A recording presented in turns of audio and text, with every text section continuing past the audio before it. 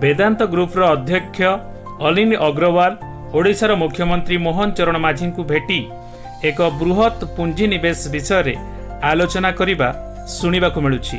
वेदांत group Odisha रे एहार aluminium धातु व्यवसायर संप्रसारण सह अतिरिक्त 1 लाख कोटी निवेश करिबा योजना करिछि, जहाकी आगामी दिन रे 1 लाख नियुक्ति सृष्टि करिबारे सहायक हेबो एवं विपुल परिमाणर अर्थनीति जेमितिकी 2037 सुधा 500 बिलियन व्यवसाय लक्ष्य रखिछि। केन्दुझर जिलार एक 2000 कोटी टंकार उच्चमानर फेरस आलुमिनियम प्लांट स्थापन करा सह झारसुगुड़ा एवं ढेंकानाल रे 2टी आलुमिनियम पार्क विकसित करा नै आलोचना होइछि। राज्य सरकार प्रकल्प गुड़िक संपूर्ण समर्थन देवा सह एथिपाई आवश्यक जमी एवं भित्तिभूमि बोली प्रतिश्रुति देइथिबा सुनिबाकु मिलुछि।